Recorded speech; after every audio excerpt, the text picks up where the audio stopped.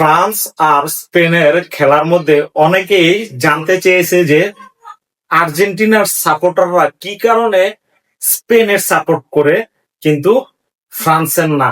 দেখেন, একটা জিনিস আমি বিগত দিনে বলে আসছি, যারা আমরা আর্জেন্টিনার সাপোর্ট করি তারা আমরা সবসময় নম্র ভদ্র, আমরা উত্তেজিত থাকি না বা আমরা মিথ্যা সম্প্রচার করি না।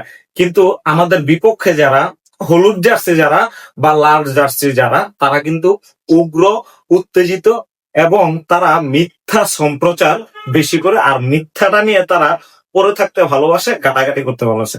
যাই হোক, আমার কথাগুলো যদি আপনাদের কাছে ভালো লেগে থাকে অবশ্যই ভিডিওটা লাইক কমেন্ট শেয়ার করে দিবেন।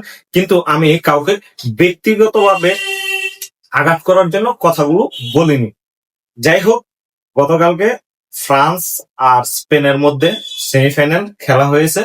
স্পেন 2-0 গোলে ফ্রান্সকে হারিয়ে ফাইনালে উঠে গেল। দেখেন, এক দিদি প্রেডিকশন দিয়েছিল, বলেছিল, পোস্ট করেছিল যে ফ্রান্স আর স্পেনের মধ্যে প্রেডিকশন জানাইতে যে কে কত গোলে জিতবে। আমি ওখানে 2-1 দিয়েছিলাম, যে স্পেন 2 ফ্রান্স 1। কিন্তু ফ্রান্স একটা গোলও করতে পারলো না। এই 26-এর ওয়ার্ল্ড কাপে দাপট দেখানো ফ্রান্স, 22-এর ওয়ার্ল্ড কাপে দাপট দেখানো ফ্রান্স, 18 ওয়ার্ল্ড কাপে দাপট দেখানো ফ্রান্স, তাদেরকে স্পেন এভাবে বোতলবন্দি করে দিল। দেখেন, এটা আগে থেকেই জানা ছিল, কারণ বিগত 2টা নেশনস কাপ এবং ইউরো কাপে স্পেনে আর ফ্রান্সের খেলা হয়েছিল। ওই জায়গা থেকেই অভিজ্ঞ যারা বিশ্লেষক তারা বলেছিল যে স্পেনের সাথে ফ্রান্স কখনো কুলায় উঠতে পারবে না। ফ্রান্সের খেলা যেহেতু স্পেনের সাথে পড়ছে, সেমিফাইনাল পর্যন্তই ফ্রান্স শেষ।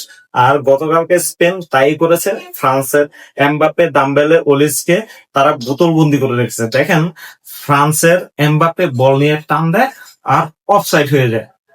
এটা কিন্তু স্পেনের একটা টেকনিক্যাল। আপনি যদি 2-1 বার বল টান দিয়ে যদি আপনি অফসাইড হয়ে যান, এইভাবে আপনার মন বা গতি নষ্ট হয়ে যাবে। এই ফ্রান্সকে হারানোর জন্য স্পেন এই টেকনিকটা অবলম্বন করছে। আরেকটা, আপনারা কি দেখেছেন, অনেকে দেখেন ব্রাজিলের অনেকে সাপোর্ট করে যারা, তারা অনেকে এসে প্রশ্ন করতেছে এটা কি পেনাল্টি শুট হয় এই ফাউলে। ভাই, কি ডা মিথ্যা কথা! মানে এমন মিথ্যা কথা, এমন মিথ্যাবাদী। ফুটবলের মনে হয় এই শটটা করলে ফুটবল মাঠের বাইরে কত কিলোমিটার দূরে যেত, বিশ্বাস করার মতো না। আচ্ছা, একটা প্লেয়ারের বল রিসিভ করতে পারে নাই, তার পিছনে অনেকেই বলতেছে এটা তো সে ইচ্ছা করে করে নাই। আমার পিছনে কে আছে, আমার পিছনে কে দৌড়াইতেছে, এটা কি আমার জানা নাই? ওই ফ্রান্সের ডিফেন্স সে ভালো করে জানে যে এই জায়গায় ইয়ামাল আছে, সে বলটা যেহেতু রিসিভ করে ফেলাইছে, যদি ইয়ামালকে লাথি মেরে না ফেলায় তাহলে গোল হয়। যাই হোক, গোল এসেছে, তবে তারা তর্ক করেই যাবে, এই হচ্ছে তাদের স্বভাব। এই কারণে একটা ফ্রেশ, আর এটা যদি ভাই আর্জেন্টিনা হইতো তাহলে তার কোনো কথাই ছিল না। যাই হোক, আমরা আজকে ইংল্যান্ডের সাথে 3-1 গোলে জিতবো।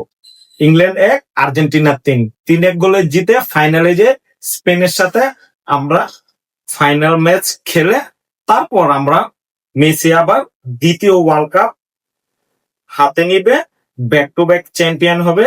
আর মেসির জন্য অলরেডি মনে হয় football federation FIFA super power Ballon d'Or তৈরি করে রাখতে হবে, কারণ ব্যাক টু ব্যাক একটা প্লেয়ার 39 বছর বয়সে এসে যদি এমন পারফর্ম দেয়, তাহলে তার জন্য সুপার ব্যালন ডি'অর প্রাপ্য। সে অবশ্যই সে সুপার ব্যালন ডি'অর প্রাপ্য। আরেকটা কথা বলে রাখি যে 1986 সালের একটা যে মুহূর্ত, হয়তোবা ওইটা আমরা দেখি নাই, এই প্রজন্মে যারা 90 দশকে আমরা বড় হয়েছি, কিন্তু আজকে রাত্র 1টার ম্যাচে আমরা দেখবো যে আরেকটা 1986, আরেকটা ম্যারাডোনা মেসির ভিতরে ভর করেছে।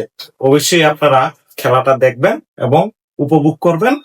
ইংল্যান্ডকে হারিয়ে আমরা ফাইনালে উঠে যাব।